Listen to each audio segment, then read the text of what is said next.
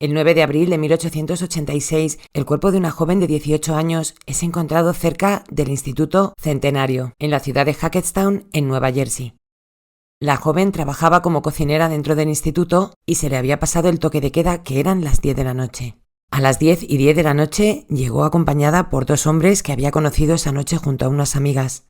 A la mañana siguiente, un hombre que paseaba con su perro encontró el cuerpo. Hoy vamos a viajar a final del siglo XIX y vamos a conocer el caso de Tilly Smith. Vamos a conocer el caso.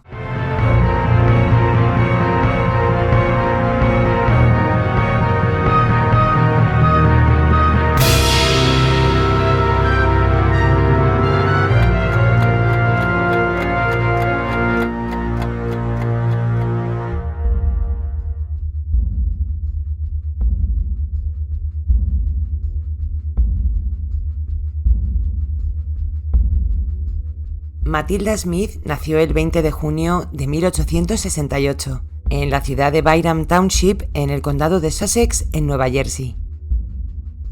Actualmente, o por lo menos censados en el 2020, habría unas 8.000 personas, así que entiendo que para la época en la que nació Matilda, la población sería muchísimo menor. Había nacido como Matilda, pero todo el mundo la conocía como Tilly. Provenía de una familia muy pobre y su infancia transcurrió entre pobreza y más pobreza en un pueblo alejado de la mano de Dios, donde tampoco hay mucho más que hacer. La niña, por supuesto, tenía muy poca educación, no iba al colegio y sabía lo básico. Y a pesar de todo, creció como una niña bastante bien educada y, para la época no muy educada en temas de conocimientos, pero sí bastante educada en sus formas. Tilly era una niña agradable, se llevaba bien con todo el mundo, era correcta y educada en su familia y creció con poquita cosa, pero siendo una niña bastante feliz. Era también muy proactiva y quería trabajar.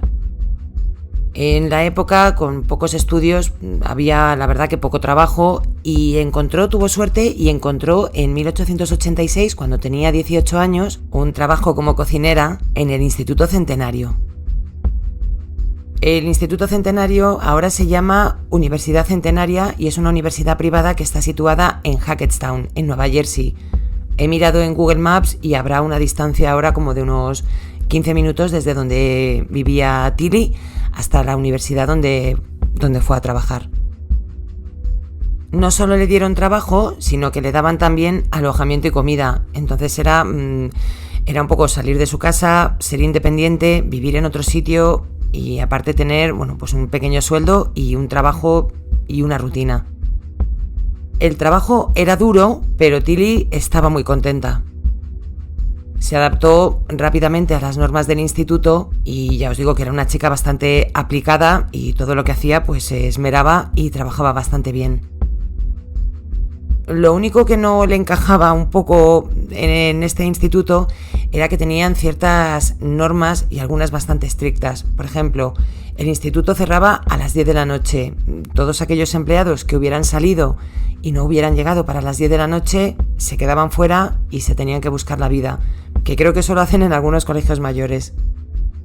La única manera que había de poder entrar después de las 10 de la noche es que te autorizara uno de los responsables del centro. Este daría aviso al conserje y el conserje estaría pendiente y no habría ningún problema. Ya os digo que si no dabais parte de que ibais a llegar tarde y tenías la autorización, te quedabas fuera y búscate dónde dormir esa noche. Tilly, el 8 de abril de 1886, tenía un plan con algunas amigas. Había quedado con su amiga Anne y las hermanas Mary y Agnes. Tenía que buscar la manera de poder entrar en el instituto un poco más tarde porque iban a ver un espectáculo, a tomar algo y lo mismo se le hacía muy justa la hora y quería pedir esa autorización. Pero el día que Tilly tenía planes era un día entre semana y sabía que si pedía una excepción para ese día le iban a decir directamente que no. Y decidió saltarse ese paso e irse directamente al conserje, James Titus. Titus era un hombre bastante introvertido, tenía 31 años, estaba casado y tenía un niño pequeño. Había nacido en la misma ciudad donde estaba trabajando y era conocido en el pueblo, ya os digo, por ser un hombre introvertido, pero bastante conocido. Y además llevaba trabajando en este instituto como 11 años, desde que tenía 20, ya os digo, le conocía todo el mundo. Y este señor conocía muy bien las normas del instituto y lo que podían o no podían hacer. Tilly sabía que Titus, o James, como queramos llamarle, había permitido a ciertos compañeros de trabajo llegar más tarde de la hora. Y por eso os digo que se animó a saltarse al responsable del instituto y a pedirle por favor que le dejara entrar un poquito después y que estuviera pendiente para abrirle la puerta para cuando ella llegara. Pero para el pesar de Tilly, James le dijo que no podía ayudarla. Le tenían bastante controlado y si se saltaban las normas perdería su trabajo y él, pues tenía a su mujer y a su hijo y vivían de su sueldo. Este señor le dijo a Tilly que siguiera el procedimiento adecuado y el oficial, que fuera a los responsables y pidiera la autorización.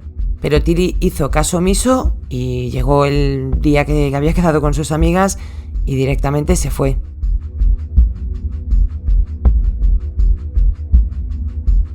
Llegó hasta la calle principal de Hackettstown, la ciudad donde vivía, donde había quedado con sus amigas. Y las 4 se fueron hasta un centro, un centro como social, donde ese día había un espectáculo. En este local, además, también conocieron a 2 hombres, Harry Haring y Charles Munich. Y después de terminar el show, los 6 se fueron juntos a tomar algo. Después de un ratito, las 2 hermanas decidieron irse a casa y Tilly y su amiga Anne se quedaron con Harry y con Charles. Estuvieron tomando algo y ya las chicas dijeron que se tenían que marchar. Estos hombres que habían conocido eran vendedores y se alojaban en un hotel cercano a donde habían conocido a las chicas y donde se estaban tomando algo. Por un lado se fue Anne a su casa y por otro, Haring y Munich se fueron andando acompañando a Tilly hacia el instituto. Fueron vistos por varios testigos esa noche. Iban los 3 hablando dirección el instituto. Llegaron a las 10:10 de la noche. Las puertas del instituto ya estaban cerradas.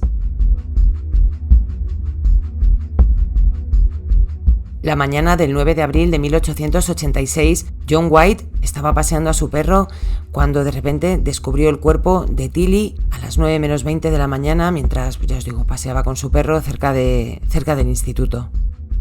La policía se presentó en la escena rápidamente. Identificaron el cuerpo como el de Matilda o Tilly Smith y se lo llevaron para hacerle la autopsia. El médico forense estableció la causa de la muerte como estrangulamiento.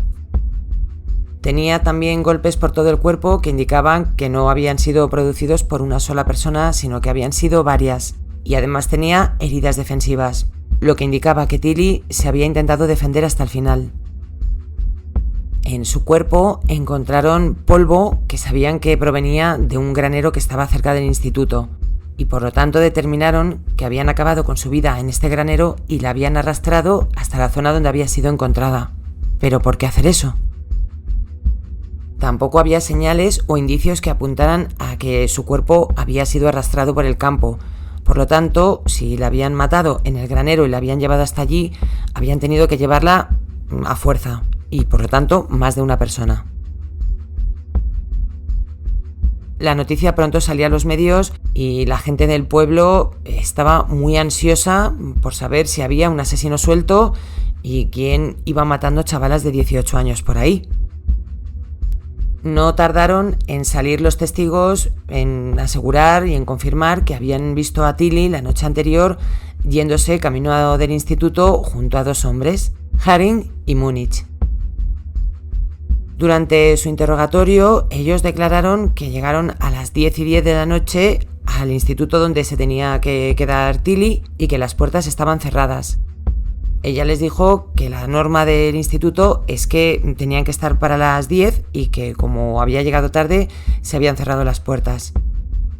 Uno de ellos, Munich, le ofreció dinero para pagarle una habitación y quedarse en el hotel donde se estaban alejando los 2. Pero ella dijo que no. Les dio las buenas noches y se fue como bordeando el edificio. Y estos hombres se fueron.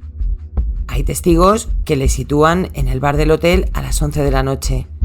Y por los cálculos de tiempo que hacen, saben que estos hombres no han podido ser los culpables, puesto que no les ha dado tiempo a matarla, a llevarla hasta el sitio donde la dejaron y volver para las 11 de la noche limpitos al bar. Aquí, aparte de la policía, hay una agencia de detectives que les ayudan y se unen varias fuerzas para intentar buscar al culpable del asesinato de Tilly Smith. Uno de los investigadores, revisando el caso, no me digáis cómo llega a la conclusión de que James Titus oculta algo y todo apunta a que el asesino es él. Y la historia que ellos tienen y que montan en función a este señor es que a las 10:10, cuando Tilly llega al instituto, James le abre la puerta tal y como entre ellos supuestamente habrían acordado. El hombre, a cambio del favor, le habría pedido tener relaciones sexuales, a lo que la chica le habría dicho que no. Y fuera de sí, habría acabado con ella y habría dejado su cuerpo tirado cerca del campo, muy cerca del instituto. Pero esta historia, si hemos escuchado todo lo que he venido contando desde el principio, no encaja. Si el cuerpo no ha sido arrastrado y ha sido llevado a fuerza, y la teoría era que eran dos hombres, ¿cómo ahora dicen que este señor ha podido llevarla sola desde el granero hasta el sitio donde la dejó y la encontraron? No tiene mucho sentido. Y como ya os he contado en otros casos de otros siglos, también en el siglo XIX existía Sálvame.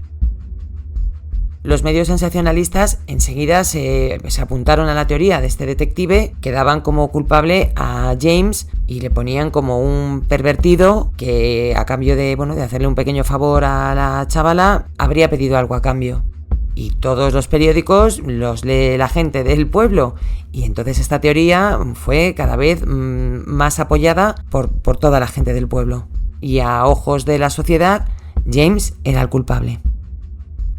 Y se empezaron a encender y empezaron a pedir justicia y este señor fue llevado a juicio. Las pruebas que tenían en su contra era que el polvo encontrado en el cuerpo de Tilly podía haber pertenecido perfectamente al sótano por donde habría dejado entrar a la chica. Pero aquí tampoco me cuadra porque supuestamente era el polvo del granero. Pero bueno, vamos a suponer que es del sótano, le ha dejado entrar y esa es una de las pruebas con las que quieren incriminar a este señor. Otra es que es el único en tener acceso a esa puerta, o por lo menos que estuviera esa noche. Al fin y al cabo era el conserje y era el que tenía acceso a todo. Y la prueba más mega contundente que tenían era un testigo que era un alumno que aseguraba que en la noche que desapareció Tilly, él bajó al sótano donde se encontró con James.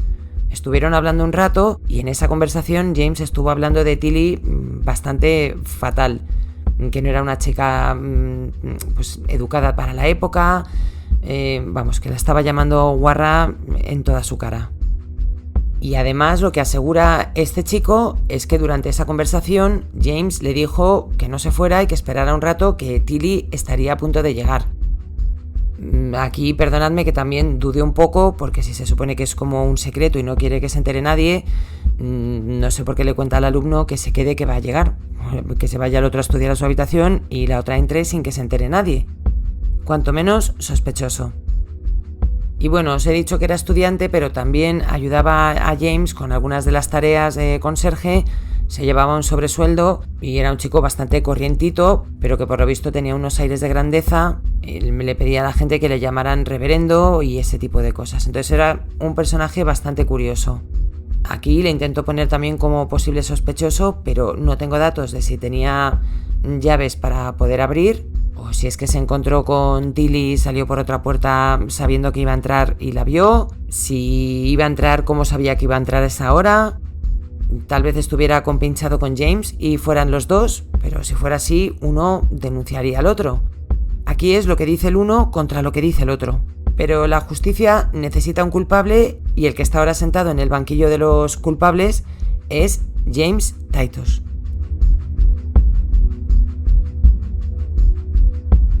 Fue detenido 20 días después de encontrar el cuerpo de Tilly y fue llevado a juicio.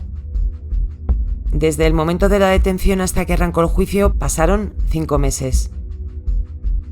El juicio comenzó a finales de septiembre de 1886.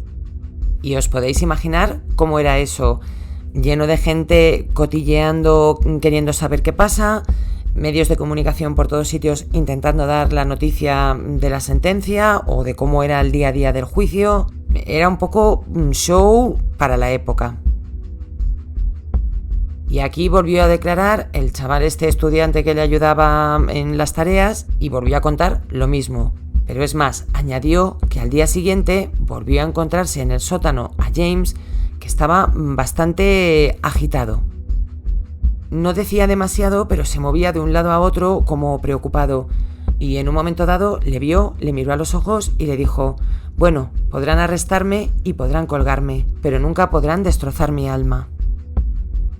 Yo aquí voy a meter un poco mi opinión y perdonadme que dude de la declaración de este señor, pero no seré yo quien le lleve la contraria. Y aquí voy a meter un dato que se me había olvidado, y es que este hombre cobró una recompensa de $1000 por encerrar al culpable, así que cogería con pinzas toda su declaración. Además, para la época, pues si este señor ya iba contando estas fantasías, los medios de comunicación empezaron como a investigar y a indagar en el tema y empezaron a sacar historias de James, pues que había tenido comportamientos inapropiados con chicas, que ya era conocido por el tema y pues como dando un motivo para haber acabado con la vida de Tilly. Su defensa alegó que este señor era bastante conocido por su buen trabajo, conocido no solo en el trabajo sino en el pueblo, y que a pesar de tener un carácter bastante introvertido nunca había tenido problemas con nadie. También quisieron dejar ver que Tilly era una mujer de carácter, que no llevaba mucho tiempo en el instituto y que como sus padres estaban separados, que si la chica no se hubiera presentado a trabajar, que no le habrían dado más importancia porque pensarían que es que se había ido. Y atacaban pues por el lado que ya os podéis imaginar, que era una mujer de baja moral, que si había trabajado como prostituta antes, ese tipo de cosas. Que nos da un poco igual lo que hiciera con su vida la chica, porque al final de lo que se trata es que hay un asesino suelto, no de lo que haga ella con su vida cuando le da la gana. James Titus no declaró en su propio juicio, no se defendió, y esto la gente lo tomó como, pues tiene algo que callar y ya está, es el culpable. El juicio duró un mes y finalmente James Titus fue encontrado culpable. El juez le sentenció a pena de muerte. Y él, contestó cuando le dejaron hablar las últimas palabras, lo único que dijo fue: «Soy inocente».